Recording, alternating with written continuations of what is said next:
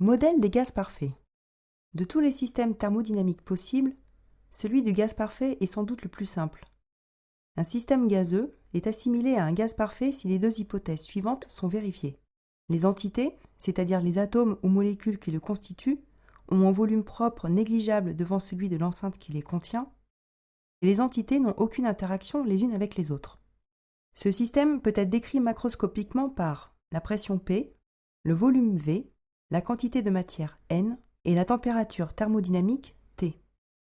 Pour un système thermodynamique assimilé à un gaz parfait, ces quatre grandeurs sont reliées par une équation d'état, PV égale nRT, où R désigne la constante des gaz parfaits.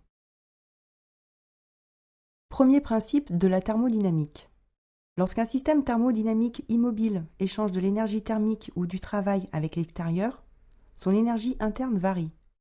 D'après la loi fondamentale, appelée premier principe de la thermodynamique, cette variation d'énergie interne ΔU entre deux états successifs du système est égale à la somme du travail W et de l'énergie thermique transférée Q.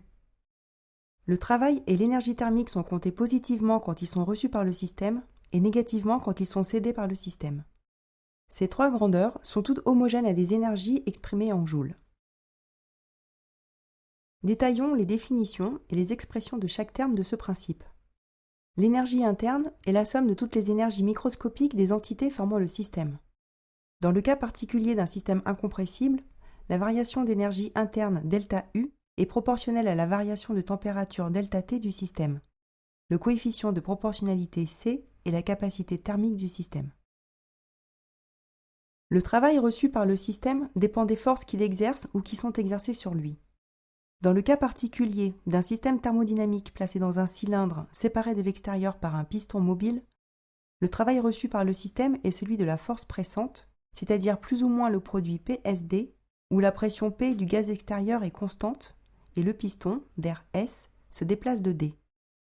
Le signe dépend du caractère moteur ou résistant de la force pressante. L'énergie thermique peut être transférée d'un système à un autre selon trois modes. Par conduction, le transfert d'énergie se fait alors par contact entre les deux systèmes. S'il se fait à travers une cloison, le flux thermique, également appelé puissance thermique transférée, est proportionnel à l'écart entre les températures de la phase chaude et de la phase froide de la cloison et inversement proportionnel à la résistance thermique de la cloison. Par rayonnement, le transfert d'énergie s'opère dans ce cas par échange et absorption de photons entre les deux systèmes, et l'expression de la puissance thermique émise est donnée par la loi de Stefan Boltzmann, faisant apparaître la température de surface du système considéré.